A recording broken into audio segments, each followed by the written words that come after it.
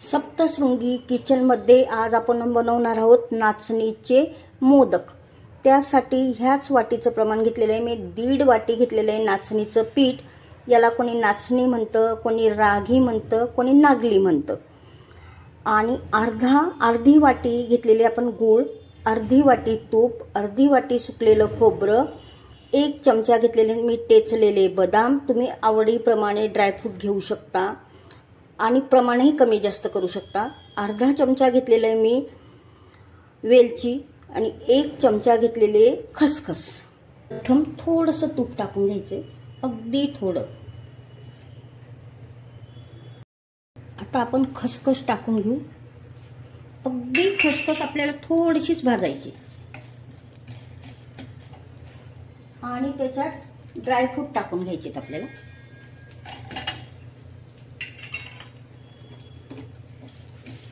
आणि गॅस बंद करायचा आहे। आपल्याला खसखसचा फक्त कच्चापणा काढून घ्यायचा आहे। आणि बदाम या पद्धतीने आता आपण गॅस बंद केलेला आहे। आता आपण हे काढून घेऊया। आपण तुपात बदाम आणि खसखस परतून घेतलेली आहे, बघू शकता। आता हे आपण साईडला ठेवून देऊ।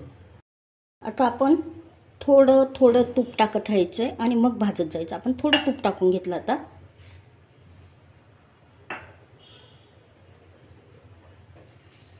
त्यात आपण हे नाचणीचं पीठ गाळून घ्यायचंय। मी साधं पीठ दळून नाचणी दळून आणलेली गिरणीतनं आणि पीठ गाळून घेतलेलं आहे। आता आपण मंद आचेवर असं पीठ भाजून घेणार आहोत नाचणीचं।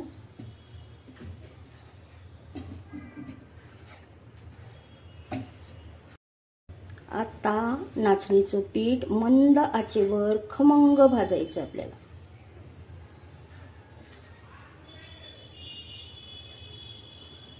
आणि मध्ये मध्ये थोडं थोडं तूप टाकत राहायचं, थोडं थोडं तूप टाकत राहायचे।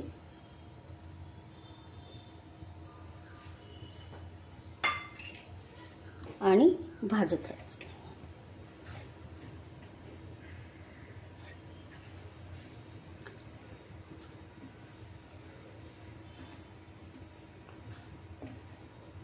या पद्धतीने अशा गाठी मोडत राहायच्या। थोडंसं जाड घ्यायचं, झाऱ्या उलटणं आणि त्याच्याने ह्या गाठी अशा मोडत राहायच्या। बघू शकता पीठ अगदी खमंग भाजत आलेलं आहे। थोडं थोडं तूप टाकत भाजायचं। असं खमंग भाजलं, अगदी खमंग वास येतोय त्याचा भाजल्याचा। मंद ठेवलेला आहे।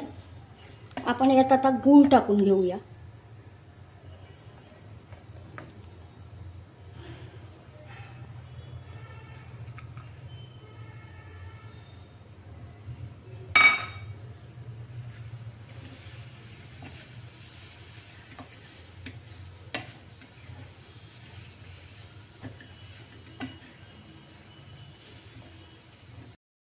आता आपण खोबरं टाकून घेऊया।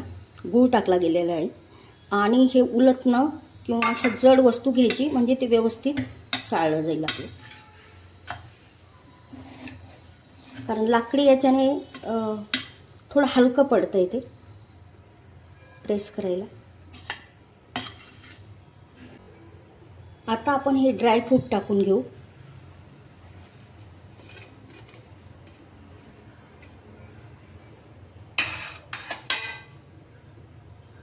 अतिशय खमंग भाजलं गेलेलं आहे ते, बघू शकता।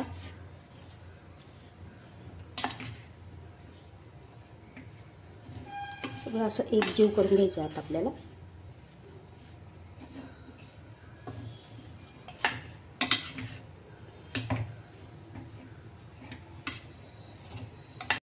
तुम्हाला जर वाटलं बाइंडिंग व्यवस्थित येत नाही तर थोडं तूप गरम करून टाकू शकता, पण आपली बाइंडिंग व्यवस्थित येते। हे बघा,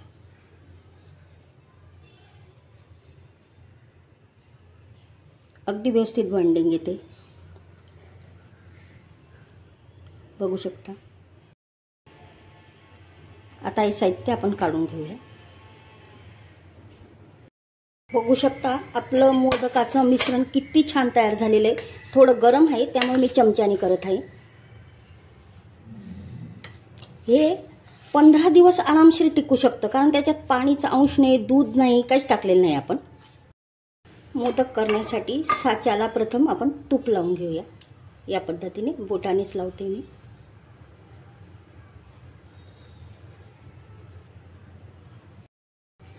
आता बघू शकता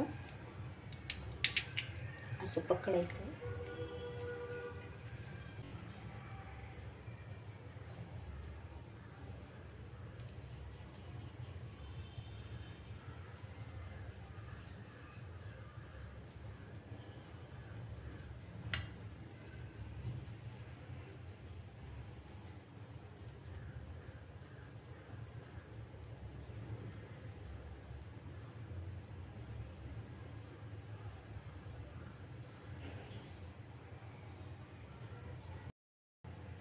बघू शकता आता मोदक. बघू शकता आता मोदक कसं काढायचं.